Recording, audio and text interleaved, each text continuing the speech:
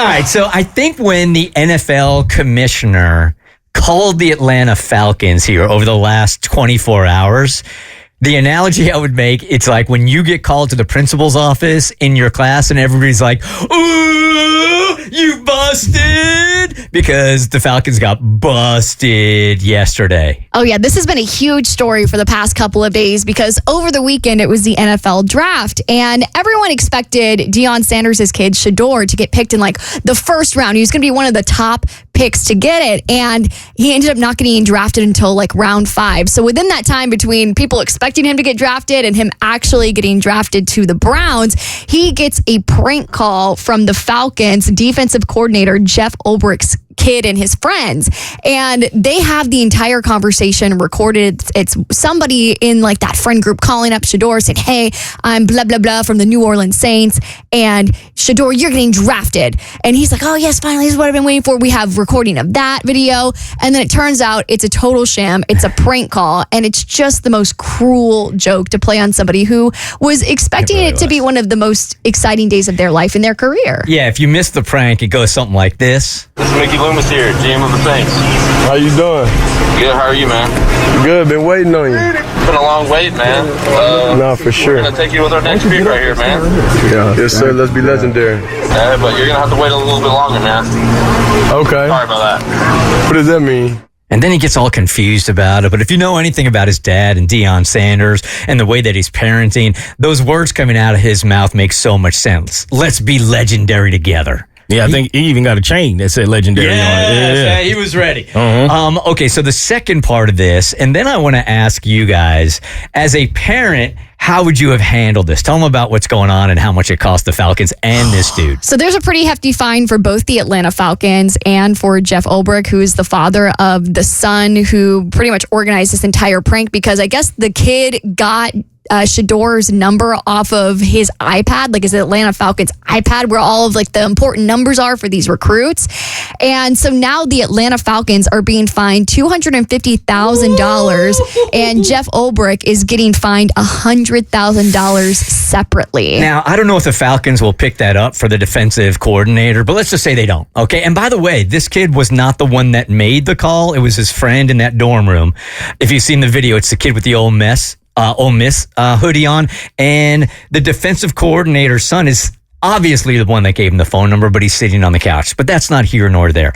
He's still a part of it. He's still a part of it. It's $350,000 worth of fines. If you're a parent and you heard this, at some point or another, you were saying to yourself, okay, if I'm the parent, what would the punishment be in this situation that just cost your dad $100,000? So 1-855-BERT Show. We can go a couple of different ways with this if you guys want to call in. Is what would the punishment be if you were going to give this to this kid? Or what is the harshest punishment you have ever given to your kid? And then you got to tell us what they did. Or the harshest punishment that your parent ever put on you. All right, 1-855-BERT Show. Now, here was Shador downplaying the prank. Like, he was pretty cool about it. You know, you would expect him to take the high road. Did that prank phone call, did that not get to you? Or how do you feel about the person who did that to you? What impact did that have on you when that happened today? It didn't really have no impact on me because it was just like, I mean, okay. I don't feed into negativity or I don't feed into that stuff you've seen on Deion Jr.'s well-off YouTube video. My reaction to it, this is what it is. I think, of course, the dude was childish. Of course, I feel like it was a childish act, but everybody do childish things here and there. So, I mean, he's taking the high road. Yeah. That's what you'd want a quarterback to say. Like, I'm not letting the negativity in. They have to have focus if you're an NFL quarterback, right? So, curious for you guys before we go to the phones, what would you do if your dad just got fined $100,000 and you need to take it out of your kid's booty one way or the other without it being physical? See, this would be tough for me because I know we're calling him a kid, but he's 21. So technically he's a grown man and you can you punish a grown man? I don't know if he still lives in the home, so I guess you can. But for me, it would, man, I don't know. I would find a way to punish him if he's still under my roof. But I feel like that's all you could really do because he's grown. What can you do, though? What do you do? If I'm paying for anything, if I'm paying your car insurance, I'm no longer paying your car insurance. So you're going to have to find another way to if I'm paying your cell phone, I'm no longer paying your cell phone. Like, you're going to have to figure out a way. So in ways like that. But as from like the parent lens, like I'm like, hypothetically looking at Jimmy, 18 years down the road, if he pulled a stunt like this, like I would be upset with my kid, but I would also, and I don't know if this is typical or atypical. I'd be like, dang, I thought I raised you better than that. I thought about that also, but good kids do stupid things. Mm-hmm. And yes, he's 21 years old. At my age, I still refer to him as kids. But if my son Hollis did something like this, my kid is a good kid, right? But he is not a perfect kid. Mm-hmm. If he was behind something like this, I told you a couple of days ago, we would have driven or flown right to the house of Shador Sanders and knocked on the door, and I'd have stood behind him while he apologized to that kid and that I would have been so angry.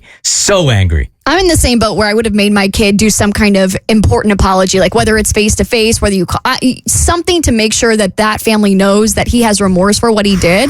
But if I'm the parent, in terms of the money situation, like I know my kid in no way, there's nothing he can do to make up for that kind of cash.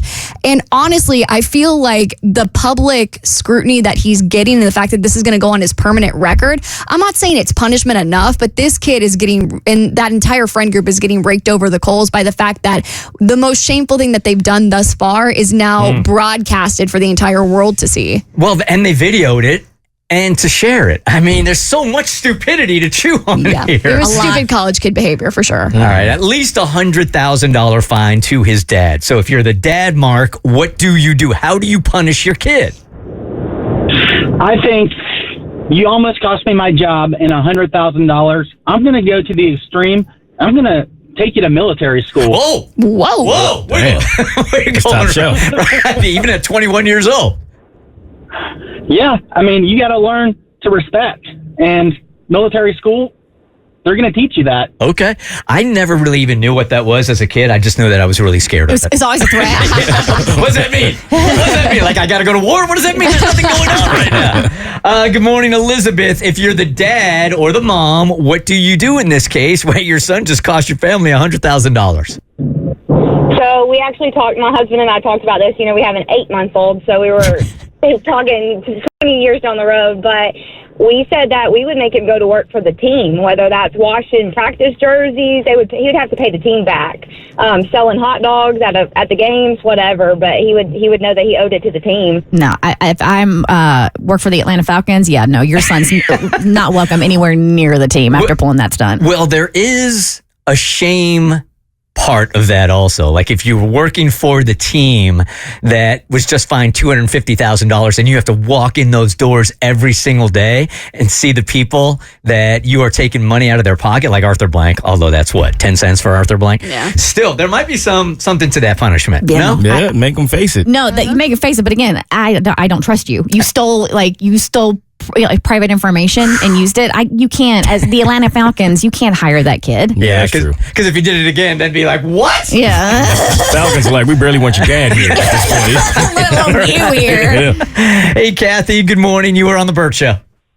Good morning. How are y'all this morning? Good, thank you. Okay, so you're talking about the punishment you got when you gave? Oh, no. I give my son, he was like 14 years old, I think, and he was dared to spray paint the side of a church. Well, he wrote something very inappropriate on the side of this church, and I made him take his money, go buy the paint, and he had to repaint this whole church. That is a gutsy move right there on your kid's part right there, because you don't mess with churches. Any punishment you're going to have is going to be so far less to the stern talking to you that God's going to give them eventually. Last person I want to be fined by is Jesus. Seriously, say it for sure. Do you guys have any, Abby, the harshest punishment your parent has ever given you? Here's the thing. I was a good kid. I want to look back and be like, oh, yeah, they did X, Y, and Z. But I think the worst thing they ever did was take my door off its hinges, which I thought was pretty stupid. I was like, I don't want to see you. You don't want to see me. This is a punishment for both of us. Yeah, I've told you this story. My dad made me build a ditch one time in the backyard because I left the jacuzzi heater on and it cost him like $500. So he's like, you are building a ditch from here down to our creek for no reason. Yeah, I was going to say. Just because he was mad. It was a no-purpose ditch. No purpose at all. None. The Bert Show.